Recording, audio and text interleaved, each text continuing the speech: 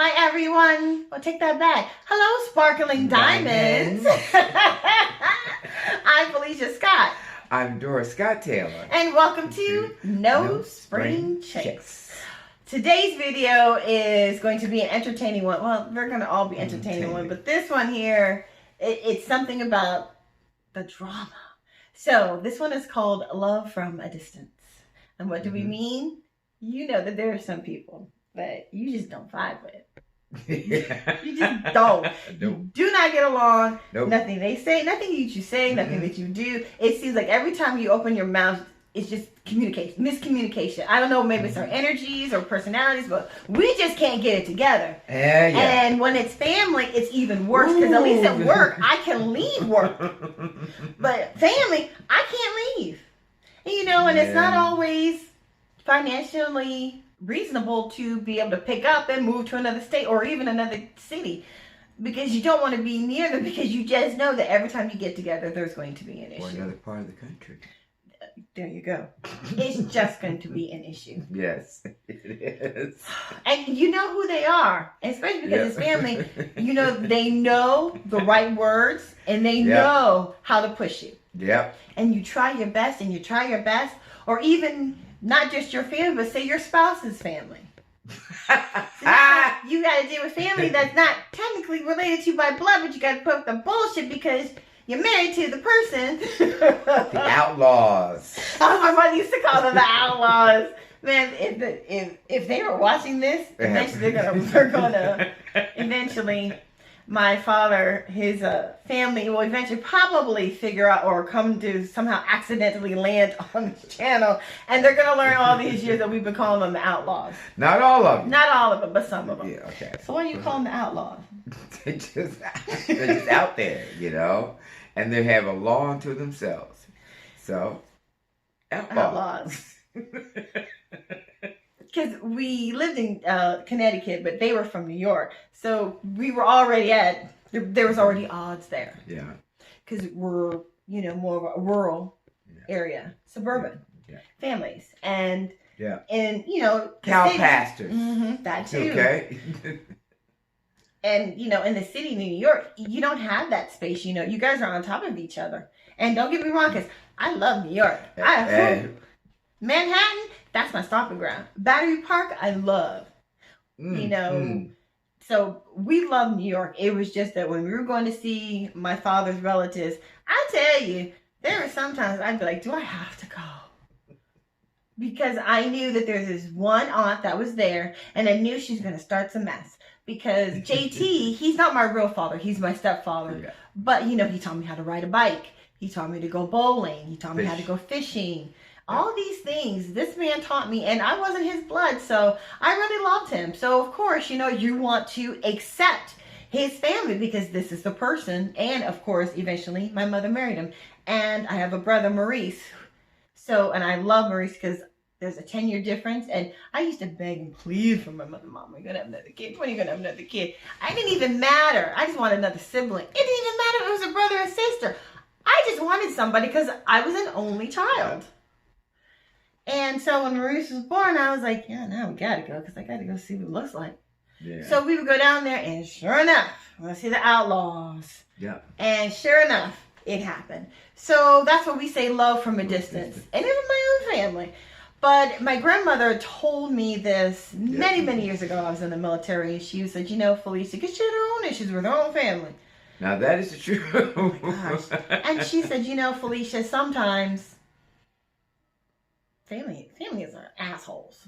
And you just don't get along. You don't want to be around them, but you don't have a choice. So you love them from a distance. I looked at wait, what? Love from a distance? She was like, think about it. Yeah. Sometimes you can't move. So you distance yourself emotionally. So there's that buffer. So when they start throwing that negativity and that toxicity in your face, it just bounces everywhere else. It just goes over you. It doesn't affect you as harsh. And so your spouse will think that you're making an effort because there's no, but actually you're just like, I'm over this. I know that when I come here, you're going to do this, and this is what I'm going to do, and then we're going to leave here, and I'm going to go back to my happy, peaceful life while you're there raising hell and making everyone miserable. Bye-bye. That is true. So that is true. That's what we do. We love from a distance. Wish them the best. Wish them well. Mwah. But let's also remember there are some hurts that, happen through the years because these people have been torturing you and you just don't get along. That my mother has this saying, and I love it because I feel the same way. And I'll let my mom say it because she says it better because it's her. But I don't want to sit at the same table with you. Oh. Because let's face it. Somebody on my Facebook page, I don't know who it was, but that's where I saw it. And basically it said I don't want to see you starve, and I don't want to see you, suffer and be hungry, but I don't want to share a meal with you either. And I really don't. And I would rather not. And we have a large family, and there are just... He's the third of 9, and there's a set of twins in there. But it's just, at first I didn't understand what she meant by that. But when you're away from, when you step away from things and you're not right there in the middle of it on a daily basis.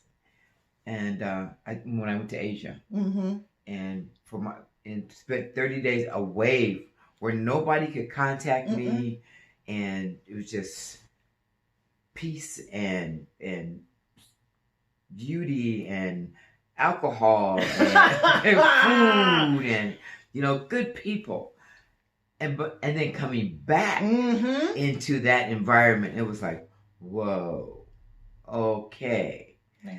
And now that I live on the West Coast, I see it and I'm like, nah, I'm good, I love you.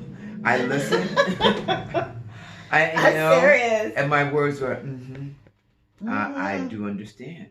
And when I say that, I mean I truly, truly do understand. Because I was there and I was watching it and I was involved in it and I was many times like right there in the middle of it. And it's not that, now mind you, it's not that I was, the cause or participant in all that drama. It was just that sometimes you just get caught up in it. When they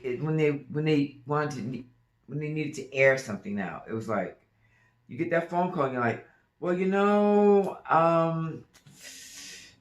you give them your opinion, you really try to, it's like, oh, wait a minute, hold up. So when you're on the other side of the country and, you get that phone call, you're like, oh, well, okay. Yeah, I understand. No, can't help you. I don't know what to tell you. Yeah, that is you loving from a distance. So from this distance, you're not sucked right back in there. And you can always click. Oh, heck yeah. I love that. And I've done this, and I posted it on my Facebook page. I wasn't paying attention when I picked up the phone. So when I picked it up, I saw who it was, and then I hung up on him because I was like, man, I was like, oh. Yeah, I didn't want to talk to you though. That's why I hung the phone up on you. And then they'll call me in a couple of days. They'll call me a couple of days later and they'll be like, Felecia, you picked up the phone, but then you hung up on me. I said, oh, I did? Oh, I didn't even realize. I must have answered it without realizing it. No, I saw who it was, and then I hung up because I didn't want to talk to them. It's your story.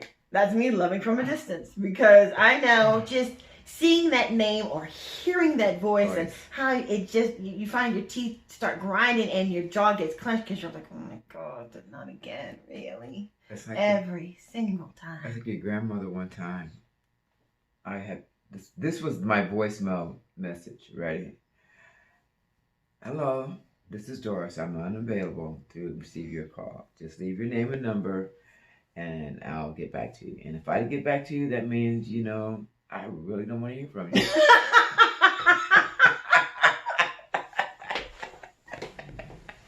So, your grandmother calls.